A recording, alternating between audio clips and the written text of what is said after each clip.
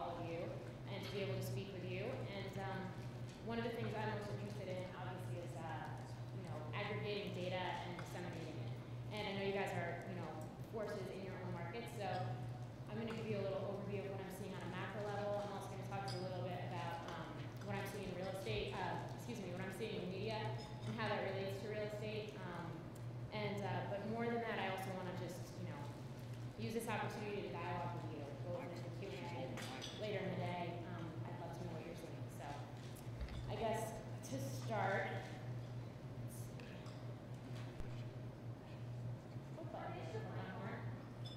can you hear me? Oh. Turn your mic on.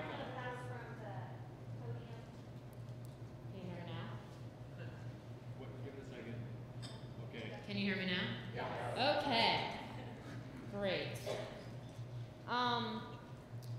Okay, so just to start, I can't come up here. I work for Forbes magazine. I've been with them for about 3.5 years. I've been covering real estate for about 2 full time.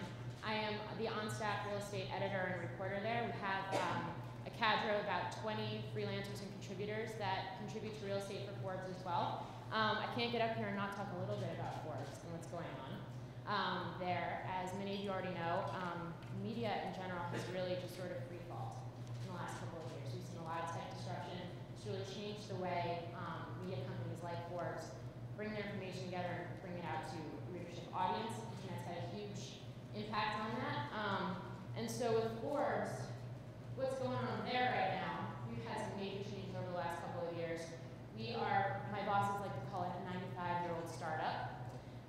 The reason being because we have brought on a huge contributor base, about 1,000 writers, plus we have our own staff reporters. And the idea of the Capitalist Tool, that's the name of Forbes, we like capitalism, and of course, despite the fact that we're a large company, the idea is that every reporter and every contributor is there to brand themselves. Social media is a big part of that for us. We've gotten very active on Twitter and Facebook and LinkedIn. We've gotten very active as far as comment dialogues. So that's sort of what's going on there right now. We're just sort of flipping the way we do media upside down. And subscriptions, it's working. It seems to be working. Our magazine subscriptions are up more than 5%. That's through the first 6 months of this year. They're up higher than that now. And this is the big number right here. And this actually goes back to what was just discussed on the real estate panel. 37.5 million unique visitors. That's per month. That's as of October. What does that mean? It means the internet is a huge, huge thing for us and for media in general. And 37.5 million unique visitors, that means 37.5 million people, it's the first time they visit the site in a month. So actually the traffic numbers for us, and that's what it's called traffic. Traffic is something that we make money off of, both through ad sales, which have been up for us, as well as through our syndication partners. Every time you click on a Forbes story through a syndication partner, money's made, right? So 37.5 million unique visitors. Out of that, real estate is a huge, huge part of that number. My quota as a real estate editor for Forbes is 14 million visitors per month. So we're just talking a little bit about internet and the power of marketing through internet. I know I've seen numbers like 90% of home searches start online now. It's the same case with media. We're seeing huge appetite for media coverage online, and we're really building our resources to move with that. So people, places, and companies, that's sort of like the Forbes mantra right now.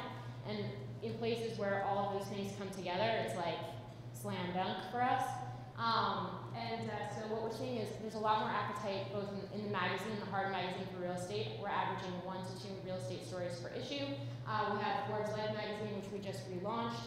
We have a feature in that magazine, it's called Castles. That comes out every 5 times a year. And then we have Forbes.com, which I was talking about with the traffic. And then we have our syndication partners.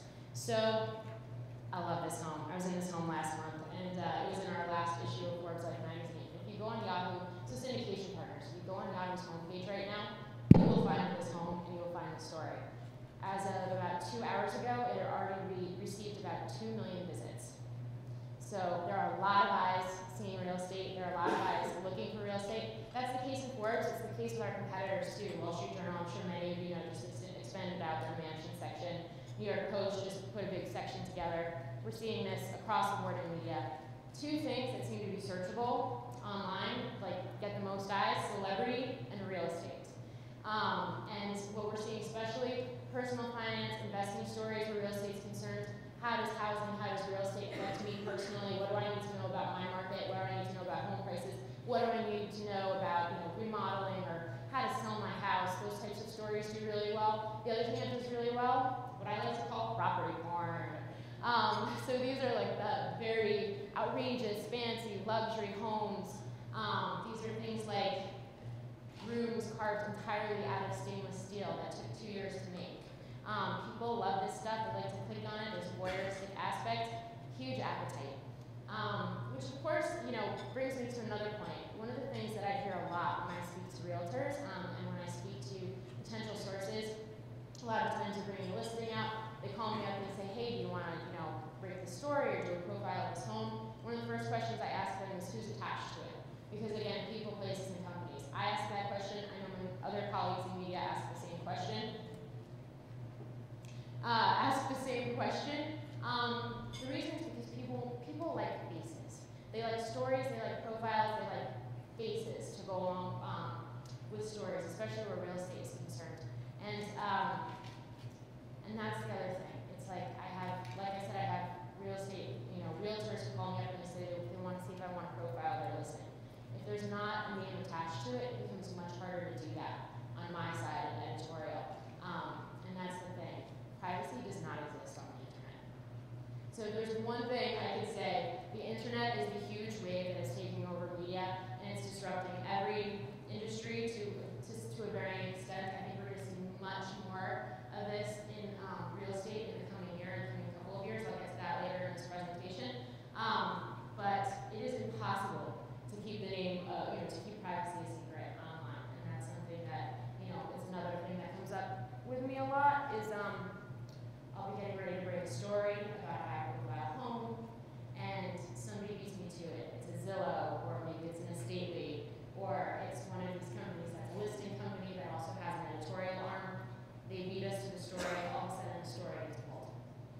Part of the reason that happens, I get asked this question a lot by real estate folks. How have they figured this out? How are they beating me to the lead? Yada yada. How have they figured out who's attached to this home?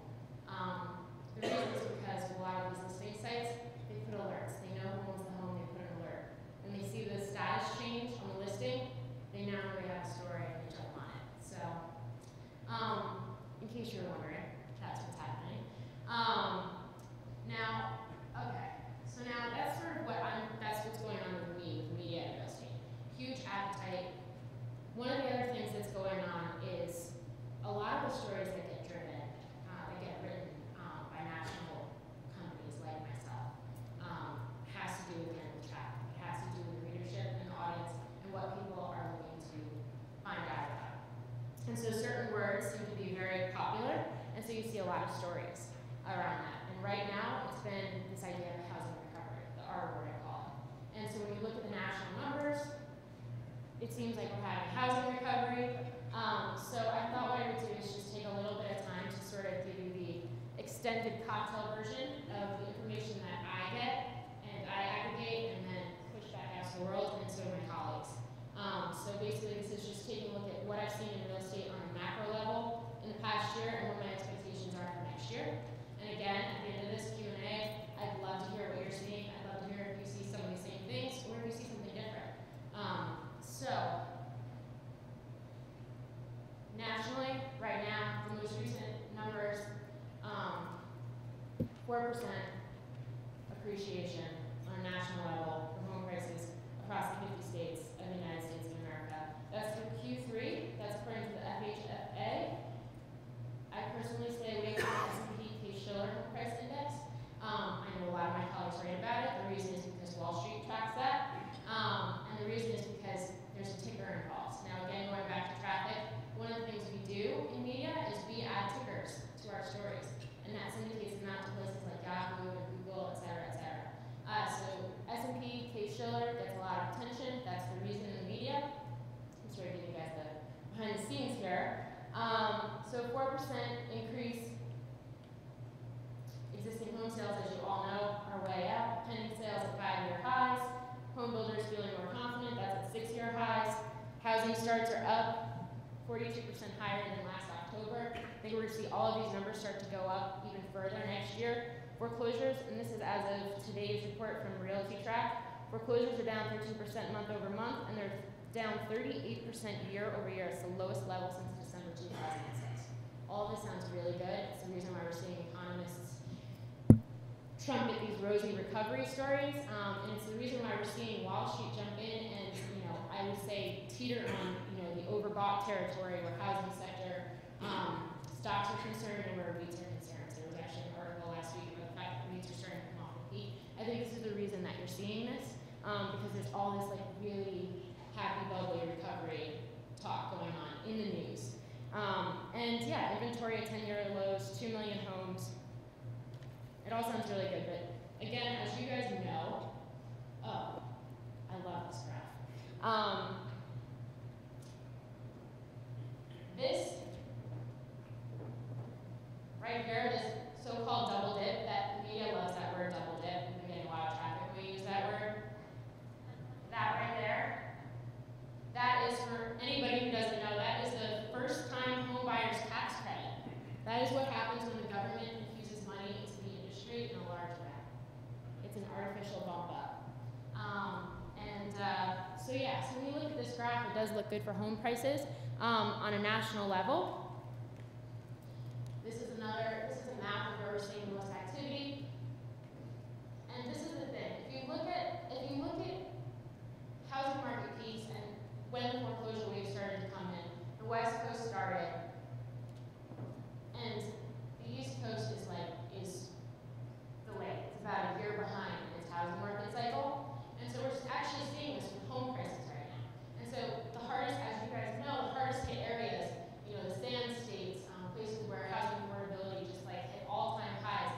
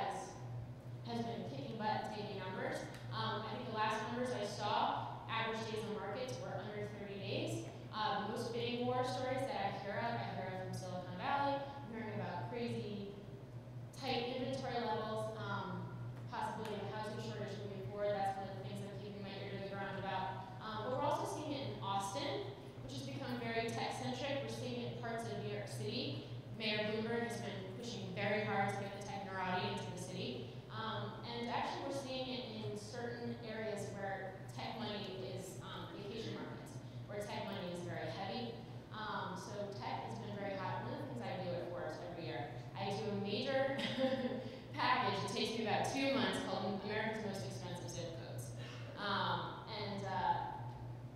All of these things are manifesting in that package, as well as like other stories that I write about. Energy Belt's been very hot, whereas before, one of the things we would always see, and I was actually talking about this with a few people last night in the Rocky Mountains, one of the things I've always heard is that Wall Street money was very big in that market. And now what I'm hearing is that energy money, people, with newfound oil money from the Dakotas are really coming into those markets in a large way.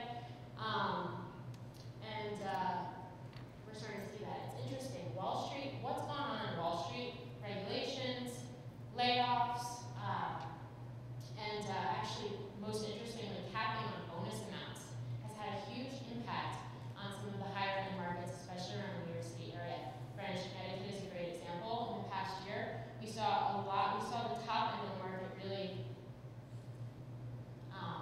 sort of suffer as far as sales activity was concerned. The reason being because people weren't making these massive $1 million bonuses, in cash that they were going and buying a house with. They were getting capped at $150,000, and we saw that affect the market. We continue to see that affect the market. And actually, if you look at Florida as well, Miami's been on fire.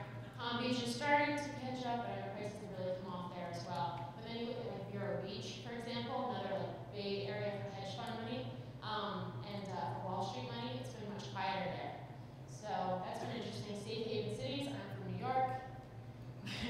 That's what we've been this year. It's been huge influx, and this goes back to this foreign buyer thing. I'm sure all of you have encountered foreign buyers this year. The number I've seen is $83 billion in foreign investment. That's through March. The 12 months that ended in March, the number's actually looking much higher now.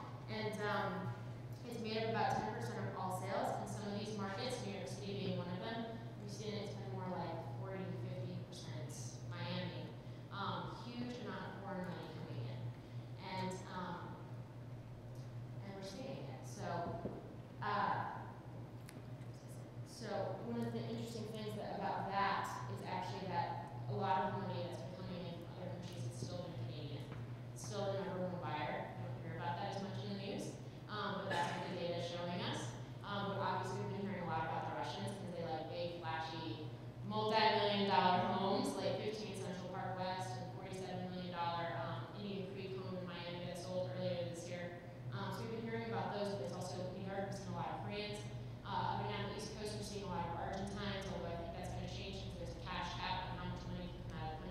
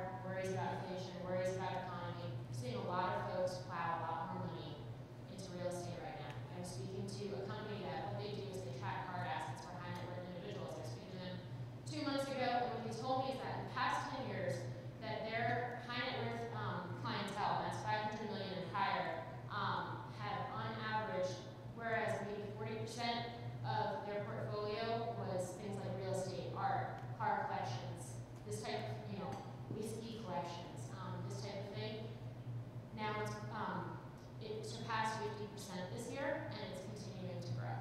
And the idea is that something like real estate, including real estate on Central Park, offers a good investment. So that's what I'm seeing in the market. I've been seeing,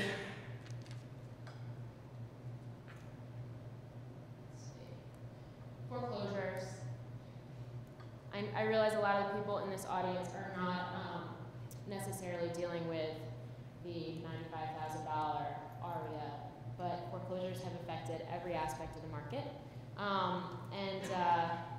And why do they matter, especially for the higher end? Well, from 2007 to 2011, this is part of the Realty Track, we have seen 105% increase in foreclosure filings on properties under $1 million. On properties over $1 million, 498%. And it's a very small portion of the foreclosure market, but we've seen a major increase. That increase has been especially marked in the last 2 years. A big part of that, those types of properties are also going for short sales. That's something we're going to touch on as well because the fiscal cliff could really change that.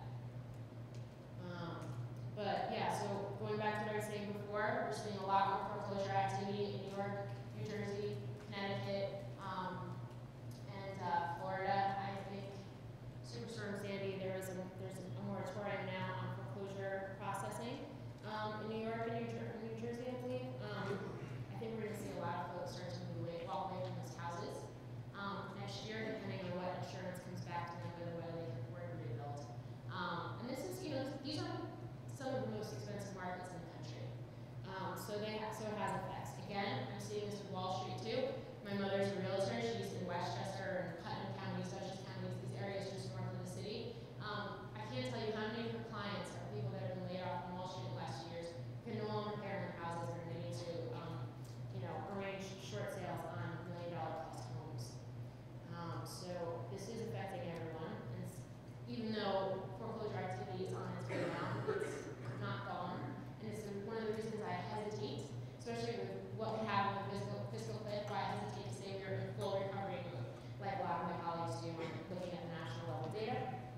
So housing and the economy, this is something Ben touched on, 0.3% of GDP this year on average per quarter. This is the first time that we have seen residential investment positive, a positive factor for economic growth since 2005. This is the reason why you've got Ben Brennan and some of the other economists talking about housing being the bright spot. And interest rates, again, as Ben touched on, are projected to stay at record lows in 2013. The Fed just announced that they will be buying more mortgage-backed securities. That's $40 billion a month. If you look at the amount of mortgage-backed securities that the Fed currently holds, I think it's about $1.25 trillion worth of mortgage-backed securities. You couple that with things like Fannie and Freddie, which is almost $200 billion. You're looking at essentially the largest government bailout that doesn't get spoken about. So government has been very involved in housing and will continue to be very involved in housing. Interest rates are good for people that can qualify for mortgages. They're not going to be good for the people who don't have tippy top credit. You're going to see lending stay tight. Part of the reason being, that's a low interest rate for a lender to assume risk. So there's not a lot of incentive for them to do it. I think that's a big reason why we're seeing lending stay so tight. I thought this was kind of interesting. The home builder confidence jump is foreshadowing a huge boost to GDP. I thought this was very interesting. So as you said, we're starting to see that uptake in residential construction, and that's looking like some pretty good news. So fiscal cliff, these are my worries. Mortgage interest deduction. It is the thing that everybody's been talking about in the media lately. It's getting a lot of attention. It's sort of that sacred cow. I think it's become much more of a political issue than actually really than a financial one. And that's like if you break down the numbers, mortgage interest deduction. So what President Obama suggested was capping 35% down to 28%. That's for high income earners making $250,000 or more So it's actually not a huge deal, even though it's been sounding like it. I think the National Association of Realtors has had a lot to do with that in the last couple of weeks. And so, for example, you have a high-income family, you're deducting maybe $20,000 in mortgage interest at that 35% rate. That's about $7,000 in tax savings. Under a 28% rate that's been proposed, it's still $5,600. So it's a $1,400 difference on your mortgage interest deduction each year. Not a whole lot of money, which is why I'm more worried about Mortgage Forgiveness Debt Relief Act. It represents about $1.3 billion in tax revenue, so not a lot, right? But it was put in place in 2007. It's set to expire at the end of this year. No taxes on principal has been forgiven. This has been very good for short sales. It's the reason we've seen short sales up about 20% year over year this year. And if this expires, we're going to see a change in that, and that's going to be. I'll break this down. So this is according to Realty Track. So average forgiven principal amount is about $95,000. That's on average nationally. You're looking at taxes on that amount of as much as $33,000. So that's basically the homeowner who's just sold their home in short sale is now owes that tax amount of money that neither they will ever see or a lender will ever see. It really de-incentivizes the process, and I think if that happens, I think you're going to see a lot of people just walk away from their homes, like we saw before this year, and I think you're going to see home prices start to take a tumble again. So I'm a little worried about that. One of the other interesting things I've been seeing is this idea of federal income taxes, the Obamacare tax, pushing rates up to 3.8% net gains on home sales. One of the things I'm hearing from some of high-end realtors in places like San Francisco, we've been seeing this in Hamptons, we've been seeing it in New York City, is a lot of seller incentives to try and get deals done before the end of this year. There's been a mad scramble to try and avoid some of those taxes. I'd be curious to know if you guys have seen anything like that or not. So, projections, these are the numbers that are circulating around right now. It's all looking pretty good. Obviously, the fiscal cliff could change some of this, but mortgage rates will stay low. Mortgage delinquencies are low. They're going to stay low. We still have about 14 million homes underwater. Home prices, Freddie Mac is saying 2 to 3% appreciation nationally. Home construction is going to go up. The other thing that I think is really interesting is remodeling. Double-digit growth in the first half of next year is projected. Kitchens and baths still super popular. One of the other things I find really interesting is we're seeing a major, especially with high-end homeowners, we're seeing a major demand all of a sudden for closets. So big closets that are like man caves, closets that have wine refrigerators. I was in a house I guess it was 2 months ago, I was in a house that has a 3-story closet. It's designed after a department store being made right now. Why? Because they couldn't sell their home, and she wanted more closet, or they were going to sell their home, and everything they looked at on the market didn't have enough closet space, so she decided to just remodel. So those are some of the fun things I'm seeing. As far as trends for next year, I'm keeping my eye out for Fannie and Freddie. I think we're going to see more discussion on, scaling those back. I'm also keeping my eye out on the FHA. A report was out a couple weeks ago about its potential insolvency. I think there's going to be a lot of discussion about whether to infuse it with more money from the government. As I mentioned, I think property management is going to be really interesting. Also, one of the things I've been hearing more about is ways to actually invest in real estate, and this idea of silent landlords. And so this is something that's sort of just come up in the last maybe 2 years, and I'm starting to hear more and more about it. So like Home Investors is an example. In Chicago, there's Mac companies, this idea of these guys that go in, they buy homes, they fix them up, they rent them out, and then they sell them to you, the investor, and they stay on the property management. You just sit back and, gain your couple hundred or couple thousand a month. And so I think we're going to see more of that. I think it's really fascinating. And in general, I think the downturn, we see this whenever there's any kind of a downturn in any kind of industry, there's been a lot of room for innovation in the last couple of years. And so I think there's going to be a lot of tech disruption in real estate in the coming year or two. And I think in a lot of ways real estate is sort of the last frontier. So I'm sort of keeping my eye out on, there's a really cool company called Dotloop. Maybe some of you have worked with them. They're digitizing and The process of home sales contracts growing rapidly, just moved to Silicon Valley. House, it's a social media remodeling site that's growing exponentially. I think they're up to 10 million unique visitors a month. Some of the listing sites, yeah, Zillow, Trulia, Realtor, they've been big, they're getting bigger. We've seen IPOs there in the last year and a half, but I'm also keeping my eye on Block Shopper, as well as Redfin. Some of the other, we've seen a lot of rent startups that are trying to disrupt the rental model. And actually there's been some really, social media's been really interesting with real estate this past year. I think it's gonna continue, and that's, I'm starting to see companies like, I think it's called Miami Riches, and there's a few others, that are using social media to advertise and market properties to foreign buyers and foreign investors. I think we're gonna see more and more of that kind of thing. Whether all of it will work, whether all of it will stick, I'm not sure, but I think tech's gonna be a very big story for real estate in the coming year.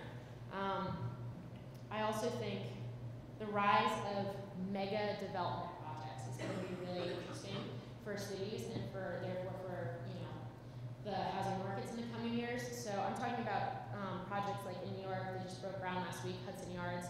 It's a $15 billion, it's about 20-acre project, and it's literally, they're building a mini, like a neighborhood within New York City.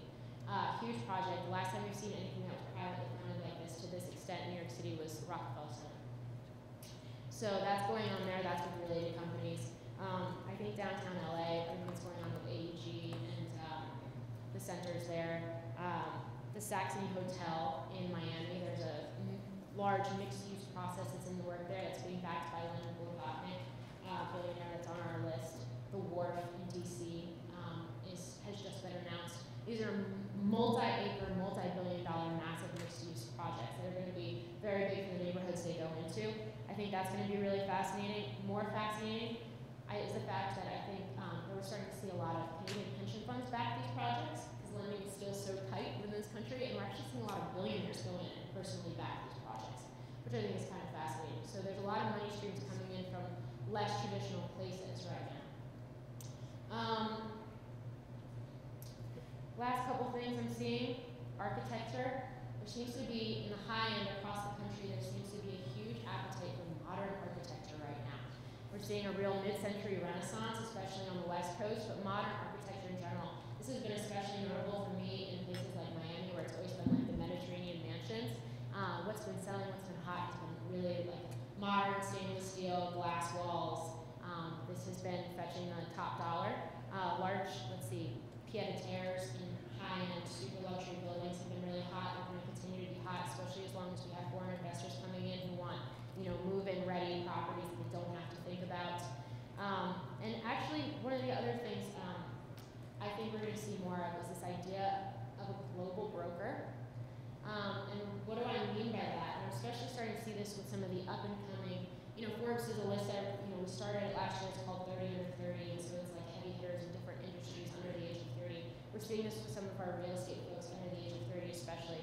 This idea of folks that are coming in and making contacts, especially with high net worth individuals who are buyers of luxury properties, and if they're selling them a home in one market, but then maybe they're getting themselves licensed in other markets. And where they're not licensed, they're marketing themselves as marketing representatives and hooking up with other real estate agents in those markets to help sell homes. And so it's this idea of your buyer, especially for luxury real estate, is looking for properties, you know, not just like, oh, a property in New York City and a property in, you know, Hudson Valley, north of the city. They're looking for that property in New York. They're looking for that property in LA. They're looking for that property in Aspen. They're looking for that property in Monaco, in London, you know, all these different places. And so there's sort of this trend that I think we're going to see start to materialize over the next couple of years of folks that are, you know, working with them and then working with people in those markets. So those are some of the things I'm seeing. That is my extended cocktail party version of real estate from the national level. And I guess I will open it up to you, any questions or dialogue.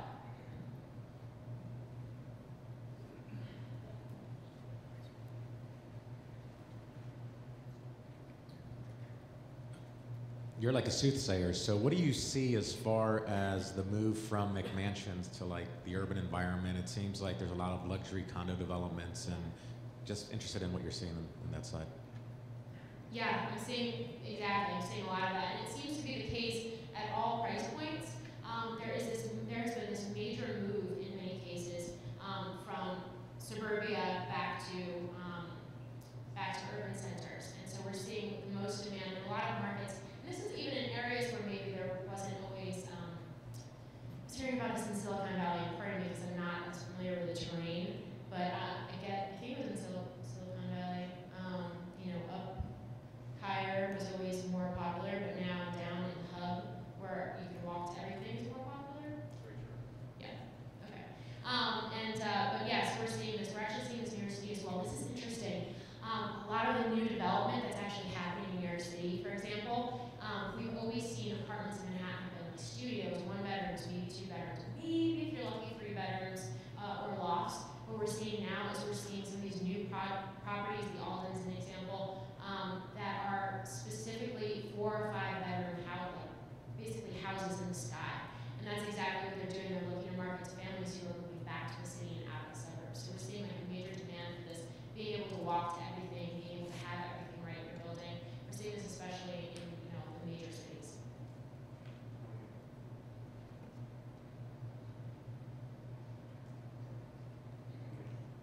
Hello, check. Frank Izami with Russ Lyons Sotheby's in Scottsdale. We are all very creative with how to bring deals together. What are you seeing in seller financing? How's that going to affect the market? Any update on that? That's in the Dodd-Frank Act. Are you writing anything about that? Or Seller financing? Seller financing is kind of shifting in a different, it's going to have a new meaning. Do you know anything about that? You know what? Off the top of my head, I don't have a good answer to that. But how about you and I talk about it a little bit more later? Okay. Okay. Include me in your title. Okay. And if you have thoughts about that, I'd like to hear them. Anyone else? Questions?